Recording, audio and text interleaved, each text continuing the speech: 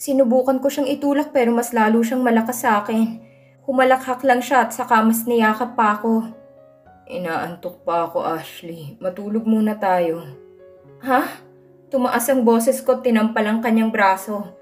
Ouch! Reklamo niya sabay luwag ng yakap sa akin. Tinulak ko siya kaya nakawala ako sa kanya. Agad akong bumangon sabay alis sa kama. Binato ko pa siya ng unan sa sobrang inis ko. Hey, why are you angry? Natatawang tanong niya. Buisit ka, nasaan ang anak ko? He's with his yaya right now, Ashley. Come on. Feel ko minanyak mo talaga ako kanina. I'm turned on right now. Hindi ko sinasadya, okay? Depensa ko agad. Akala ko kasi unan at saka bakit kayo umakap sa akin? Inis kong sinabunutan ng buhok ko at saka nagmarcha palabas ng kwarto. Iniwan ko siyang tulala at dahil padabog kong sinarado ang pinto. Anak, okay ka lang ba? Natigilan ako at binalingan si nanay na bagong gising pa lang. Nahuli ko kasi siyang humihikab. Nay, napakurap-kurap ako. Nag-away ba kayo ni Leonardo? Nag-aalala niyang tanong. Nag-iwas ako ng tingin. Hindi po. Narinig ko ang kanyang pagbuntong hininga. Maagang naligo ang anak niyo dahil excited sa outing. Hindi pa pala kayo ready. Bumaba na ako ng hagdanan kasabay si nanay. Ewan ni Leonardo na inaantok pa raw siya. Sabi ko sabay ayos sa aking buhok. Baka mamaya pa kami. Hay nako. Yun na lamang ang sinabi ni nanay bago siya lumabas para tingnan ang kanyang mga pananim. Mami! Napangiti ako't sinalubong ko ang anak ko na tumatakbo patungo sa akin. Anak, is Dad already awake? Excited na niya na tanong at nag-angat pa siya ng tingin sa ikalawang palapag. Yes, sagot ko sabay pisil sa kanyang pisngi. You are so excited, ha? Yes, Mommy. Daddy said that we will stay there for days. Umawang ang labi ko. Talaga? Yes, Daddy said. Napangiti na lamang ako. Wala ka bang dalang damit? Nagtatakang tanong ko sa kanya nang nauna nang pumasok si Shelo sa kotse niya. Ang sabi mo raw, ilang araw tayo ron. Bakit wala kang damit na dala? Kinuha niya sa akin ang dala kong gamit at inilagay sa backseat. Inayos niya rin ang kanyang shade at saka binuksan ang pinto sa front seat. I will just going to buy. Simple niyang sinabi. Napairap na lang ako at saka sumakay na sa loob. Sa bagay marami naman siyang pera, kaya ganun na lang. Pero kami kahit milyones ng pera, hindi pa rin kami nagsasayang ng pera. Hindi kasi ako ganun pinalaki ni nanay. Kahit may pagka-ambisyosa ako noon. Sinuot ko na ang seatbelt ko at saka binalingan si Shelo sa likod. Shelo, you don't want here in front? Tanong ko. Umiling ang anak ko. Mommy, I am a big already. You and Daddy should get me a little sister. Namilog ang mata ko sa kanyang sinabi at akmang magsasalita na sana ako nang biglang may narinig akong tunog. Gulat na binalingan ko si Leonardo na ngayon ay nakahawak na sa kanyang ulo. Okay ka lang? Nag-aalala kong tanong. Napamura siya. Mag-ingat ka nga. Sabi ko sa kanya sabay baling sa bintana. Nakita ko si nanay kasamang yaya ni Leonardo.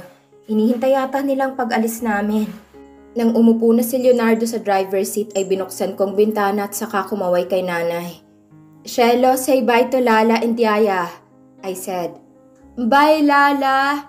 Natawa si Leonardo nang napansin na hindi sumilip si Shelo habang sinasabi niya yon. Sinamaan ko siya ng tingin at saka sinarado ang bintana. San ba tayo pupunta? Hindi ako masyadong gumagala kaya wala akong alam sa mga lugar. Acacia Resort. Simpleng sabi niya. Ilang oras ang biyahe, baka makatulog ang anak ko sa backseat. Sabi ko sabay baling sa anak ko. Are you okay, anak? I am fine, Mommy! Sabay ngiti sa akin. Nakahinga ko ng maluwag at saka binalingan muli si Leonardo. 2 hours or less. Let us wish na walang traffic. Sabi niya at pinaandar na niya ang kotse. Napabuntong hininga na lamang ako at saka sinandalang ulo sa bintana. Siguro ay kailangan ko munang matulog. Para pag nagmulat ako nakarating na kami.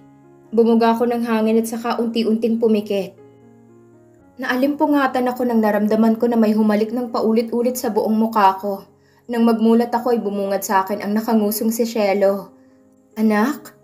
Mommy, Daddy said that let's eat first. Huh? We are not yet in the resort? Bumangon ako at saka nagpalinga-linga. Nadismaya ako nang nakita na huminto ang kotse sa tapat ng isang restaurant. Siguro si Leonardo lang ang pumasok at iti-take out na lang. Mommy, I want to know how to speak Tagalog. Biglang sambit ni Shelo. Napangiti ako. Really? Yes, Mommy. Sige, I will teach you once we get home, alright?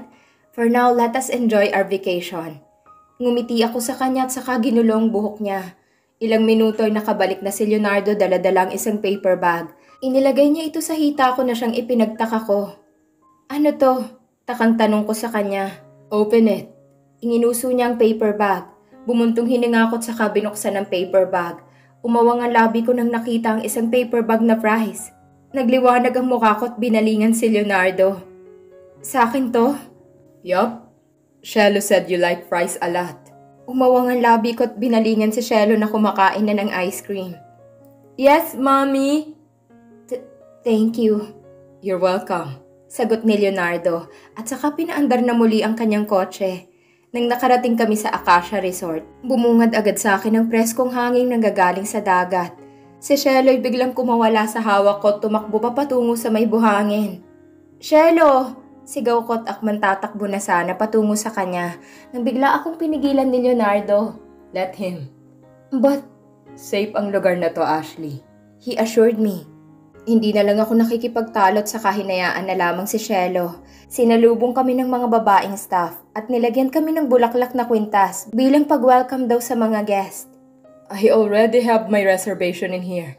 Formal na sambit ni Leonardo sa isang babae. Yes, Mr. Soto. 1 room for 3 days. Sagot naman ng babae. 3 days? At isang room lang? Paano kung maulit yun? Paano kung maulit na magkayakap kami? Diyos ko, baka hindi ko nakayanin. Ashley, let's go. Si Leonardo sabay hawak sa palapulsuhan ko. Mommy! Humawak sa kamay ko si Shelo. Huwag kang basta-bastang tumakbo sa susunod Pangaral ko. Pinag-aalala mo ko eh. Kumunot lamang ang noon ni Shelo. Munti ko nang nakalimutan na hindi pala nakakaintindi ng Tagalog ang anak ko. Sinapo ko na lang ang noo ko at saka hinila na lang papunta sa room namin. 3 days tayo dito?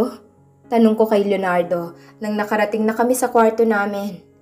Aha, don't worry, I won't hug you like that again. Hinubad niya ang kanyang shades at saka umupo sa sofa. Si Shelo naman ay nagtatalon sa malambot na kama. Shelo, you might fall. Mommy, the bed is so big. Yes, and you might fall. Sumimangot ako. Alam kong makulit itong anak ko pero mas lalo siyang kumulit. Simula nang dumating si Leonardo sa buhay niya. Siguro'y na-excite lang siya at masaya na may daddy na rin siya katulad ng ibang bata na nakalaro niya. Napangiti na lamang ako at umupo na rin sa sofa malayo kay Leonardo. Tumikhim ako. Salamat. Sabi ko pero hindi nakatingin sa kanya. Kasi pinasaya mo ang anak ko. Nakita ko sa gilid ng mata ko nang ngumiti si Leonardo. Do I also make you happy as well? Tanong niya. Nang tiningnan ko siya'y nakita ko na nakatingin lang siya sa akin. Parang hinihintay pa niya yata ang sagot ko. Sa totoo lang nagiging masaya ako. Hindi naman maipagkakaila yun. Humugot ako ng malalim na hininga at saka unti-unting tumango. Oo. You make me feel happy again, Leonardo. Mommy, hurry up! Nagbihis na ng panligo ang anak ko at ngayon sobrang excited na siyang lumabas. I'm gonna change first, I said. Akmang papasok na sana ako sa banyo. Ngunit aksidente kong nabangga si Leonardo nakakalabas lang din ng banyo. Sorry. Where are you going? Topless na ngayon si Leonardo. Magbibihis. Maliligo na kasi si Shelo ng dagat. Sabi ko. Nagbaba ng tingin si Leonardo sa dala kong swimsuit na kulay pula. Nagsalubong ang kanyang kilay, ngunit wala siyang sinabi. Tumabi siya para makapasok ako sa loob ng banyo. Akala ko pa naman ay may sasabihin siya sa susuotin ko. Mabuti na lang ay wala dahil hindi ko rin nahayaan na pagbawalan ako. Matapos kong magbihis ay lumabas na ako at medyo nahiya nang nakita ko si Leonardo na nakahiga sa kama. Umawang ang kanyang labi nang nakita niya ako. Nakita kong pagpasada niya ng tingin sa akin, mula ulo hanggang paa. Napalunok ako at naramdaman kong pag-iinit ng pisngi ko. Huwag mo nga akong tingnan ng ganyan. Saway ko kay Leonardo. You look better if you wear short. Malamig niyang sinabi sa akin sabay upo sa kama.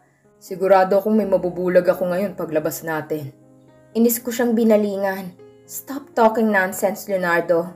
Baka marinig ka ng anak natin. Ngumisi lang siya at saka tumayo. Sinulyapan niya ang anak ko na nilalaro ang salbabida bago siya lumapit sa akin at hinila ako patungo sa banyo. Leonardo! Mahina akong protesta. Nang nakapasok na kami sa banyo, sinandal niya ako sa pinto at saka kinorner. Nilagay ko ang aking kamay sa tapat ng dibdib ko dahil baka sakaling lalapit siya sa akin. I am controlling myself right now, but my wife is now a grown woman. Kainis, 4 years is too long, ha? Ano bang ginagawa mo? Lumabas na nga tayo. Sabi ko at akmang itutulak ko na sana siya. Nang tinulak niya ako nang mariin sa pinto at mahina akong napasinghap nang bigla niyang hinalikan ng leeg ko.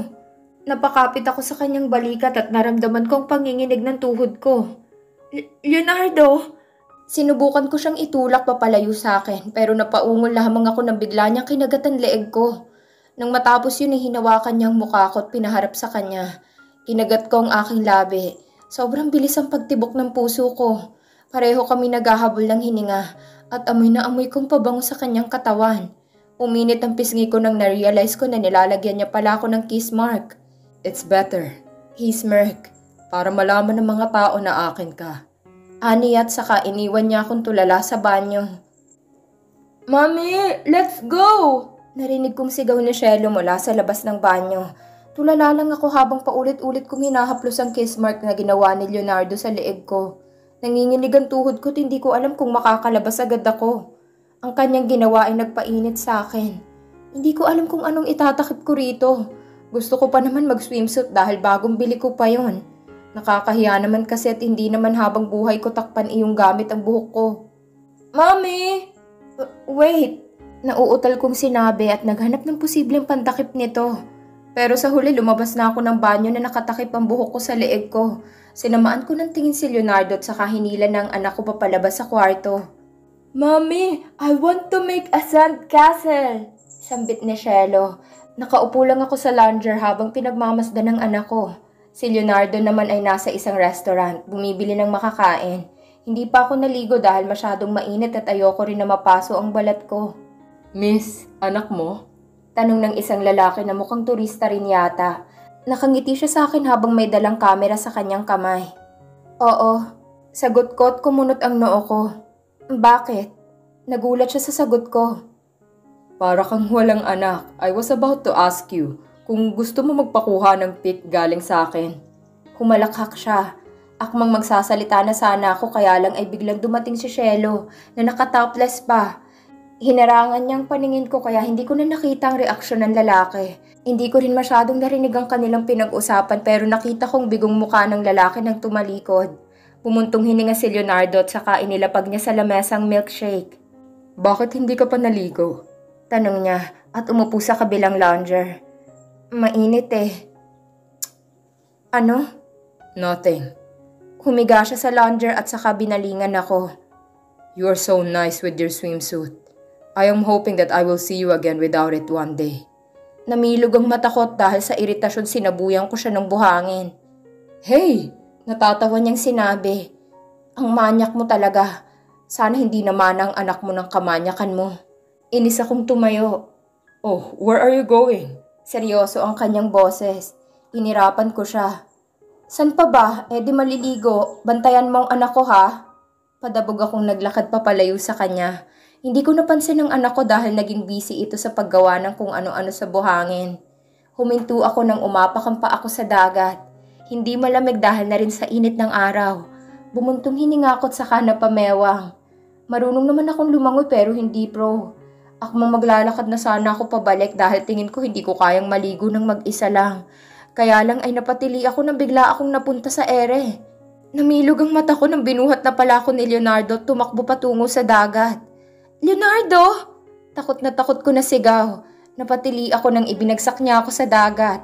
Mabuti na lang at hindi masyadong malalim. Nang umahon ako tiningnan ko siya ng masama. Buhang ka ba? Humalakhak siya.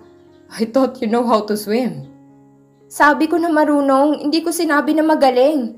Iritado kong sinabit saka inayos ang buhok ko. Nang tiningnan ko ulit si Leonardo ay nagpipigil na siya ng tawa. Bakit mo pinipigilan ang tawa mo? Nagtatakang tanong ko. Nagpipigil pa rin siya at nag-iwas ng tingin. Hoy! Hinampas ko ang kanyang braso. I was just happy, okay? Tumingin siya sa akin at nang hindi makapagpigil ay tumawa na talaga siya. Sinamaan ko siya ng tingin at sinabuyan ng tubig. Ewan ko sa'yo. Iniwan mo pa talaga si Shelo Akmang lalagpasan ko na sana siya nang bigla niya akong niyakap mula sa likod. Napasinghap ako at biglang nanigas. I love you.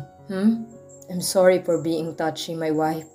Bulong niya, sabay halik sa aking pisngi. Mommy, look! Nag-angat ako ng tingin sa anak ko. Hapon na at narito pa rin kami sa tabing dagat. Nakita ko na may dala ng starfish si Shelo habang papalapit sa akin. Starfish! Maligaya niyang sinabi, napangiti na lamang ako. Daddy, you love starfish? Ngumuso ako sa kabinalingan si Leonardo na nakaupo sa buhangin. I love your mommy. Sambit ni Leonardo sabay angat ng tingin sa akin. Nanlaki ang mata ni Shelo at saka napawi ang kanyang ngisi. Ibaba niya rin ang starfish at saka binalingan si Leonardo. I love mommy! Leonardo chuckled. I love your mommy too. Mommy is mine! She is my wife. No, I love mommy more! Hindi pagpapatalong sabi ni Shelo. I love her and she loves me. Tama na nga yan, mukha kang bata, Leonardo. Sinamaan ko siya ng tingin at saka hinila ang anak ko papalapit sa akin. Mommy, I love you so much. At yumakap siya sa leeg ko. Mommy loves you too. Bulong ko sabay halik sa kanyang pisngi. Hindi na muling bumitiw si Shelo sa akin. Siguro dahil na rin sa pagod kakaligo at kakalaro. Ngayon ay dinala kami ni Leonardo sa isang seafood restaurant. Na parte lang ng resort. Si Leonardo ang pumili ng upuan at saka pinaghila niya ako. Si Shelo ay nanatili pa rin nakayakap sa akin. Shelo, umupo ako sa upuan at saka tiningnan ng anak ko. Mommy, I want chicken. Umawang ang labi ko at si Leonardo naman ay natigilan. Seafoods na restaurant kasing pinuntahan namin. Kaya expected na walang fried chicken dito. Magsasalita na sana ako ngunit naunahan ako ni Leonardo. I will buy. Sabi ni Leonardo at agad niyang ginulong buhok ng anak ko. Thank you, Daddy. Kumawala si Shelo sa akin at umupo siya sa tabi ko. Sabi ni Leonardo ay wait na lang daw sa food habang wala siya. Bumuntong hininga ko. Shelo, did you have fun today? Tanong ko at hinaplos ang pisngi niya. Yes, Mommy. I want to build the castle tomorrow again. Ngumiti ako sa kanya sabay tango. Of course, Shelo. We should enjoy our remaining days in here, alright? Okay, Mommy. Bigla akong napahawak sa tiyan ko. Naiihi yata ako. Binalingan ko ang anak ko. Shelo, I will go to the comfort room, ha? Mommy's going to pee. Can you wait for me? Tanong ko sa kanya. Ngumiti sa akin si Shelo. Okay, Mommy. Stay here, okay? Tumango ang anak ko. Nagtanong ako sa isang waitress kung saan ang CR nila. Kaya nang tinuro niya ay agad akong tumakbo patungo roon. Kailangan ko ring magmadali dahil si Shelo lang mag-isa roon. Akmang bubuksan ko na sanang pinto ng CR. Kaya lang ay may matanda na kumalabit sa akin. Ma'am, pwede ba ako munang mauuna? Sobrang ihing-ihi na kasi ako eh. Tumango ako at saka tumabi. Sige po. Maraming salamat, ma'am. Kaawaan ka ng Diyos. Walang anuman po. Tiniis ko muna na hindi makaihi. Nang matapos ang matanday, pumasok na ako sa loob. Napangiwi pa ako nang hindi niya pinaflash yung ihi niya. May tubig naman. Ako na lang ang gumawa bago ako umihi. Pagbalik ko sa table ay natigilan ako nang wala na akong nakitang Shelo na naghihintay sa akin. Nung unay kalmado lang ako kasi baka nasa paligid lang. Pero bumilis ang tibok ng puso ko nang sinabi ng isang babae na hindi niya napansin ang anak ko. Napasinghap ako at mabilis na lumabas ng restaurant. Kinabahan ako dahil papalubog na ang araw at bata pa yun. Shelo! Sigaw ko at sobrang bilis ang pagkalabog ng puso ko habang lumingalinga. Shelo! Tumakbo ako patungo sa may buhangin dahil baka gumawa lang ulit ng sandcastle. Kaya lang ay wala akong nakitang bata. Nanubig ang mata ko at napasabunot ako sa aking buhok. Shelo! Sigaw ko at tuluyan ng tumulo ang luha ko. Tumakbo ako pabalik pero bigla akong nadapa sa buhangin. Ashley!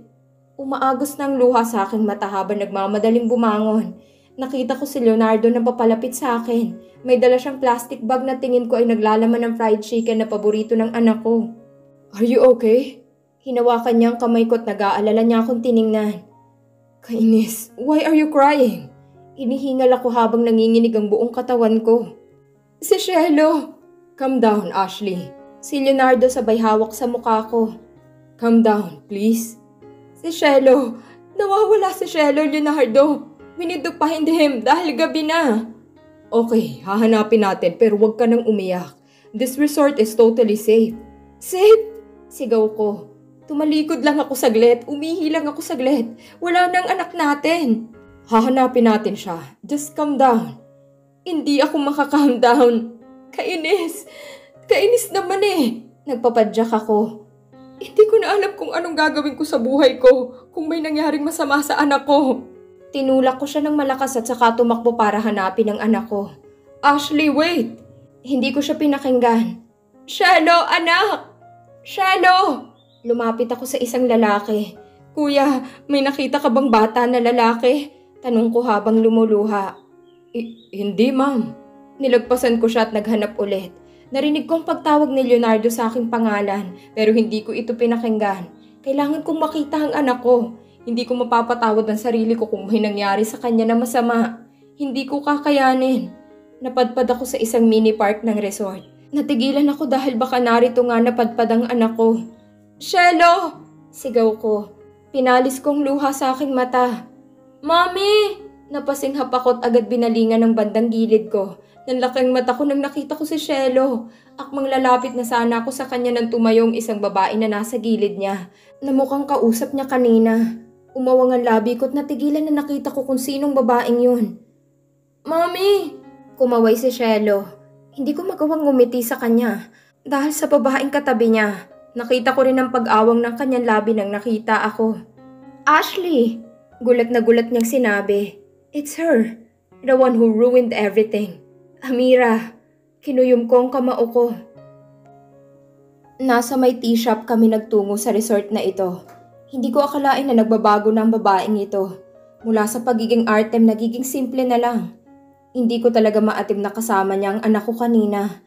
Takot na takot ako na baka may nangyari na sa kanya. Tapos kasama niya lang palang babaeng ito. Hindi ko nga alam at baka may ginawa ang babaeng ito sa anak ko.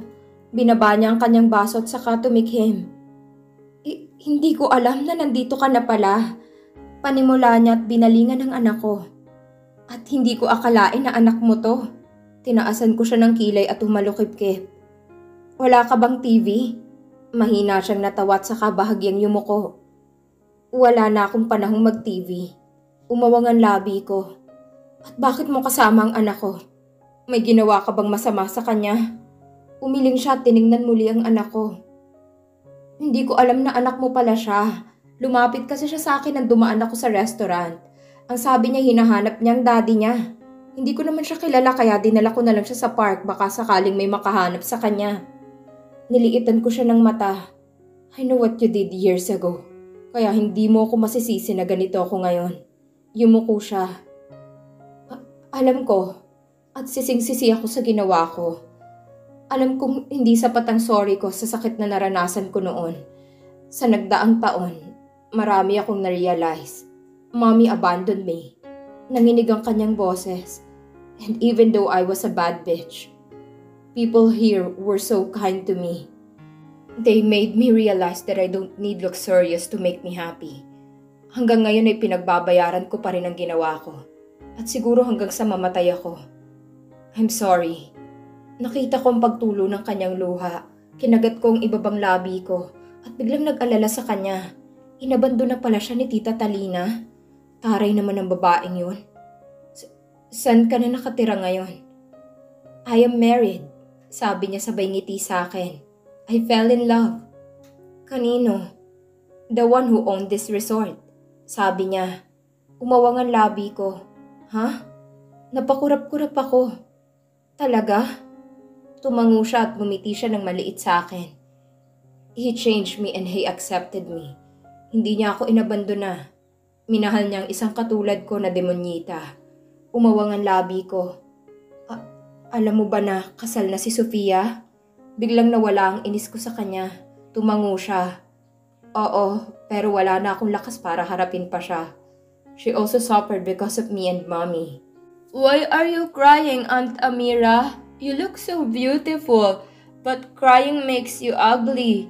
Biglang sabi ni Shelo. Natawa na lamang si Amira. Ang daldal pala ng anak mo. Tumango ako. Nung nakita ko ang oras ay tumayo na ako. Amira, tawag ko sa kanyang pangalan. Ashley, give me time to forgive, but when I forgive you, don't expect me to forget what you did to us. Yun lang. Have a good night. Kinuha ko na ang kamay ko at saka hinilang anak ko papalayo. Bye, Miss Pretty! Si Shelo. Tulala ako habang naglalakad kami sa buhangin ng anak ko. Tumulo ang luha ko sa aking mata. Hindi ko kasi matanggap na hindi man lang nagdusa ang mga taong sumira sa amin. Grabe ano, ang bait ng Diyos kahit masama ang ginawa nila sa kapwa nilang tao. Binibigyan pa rin sila ng pagkakataon. Mommy, are you crying? I'm sorry. Tumigil ako sa paglalakad at pinisil ang pisngi ng anak ko. Mommy! Umupo ako para magkalibel ang aming tingin. Alam mo ba kung gaano ako kaalala sa'yo?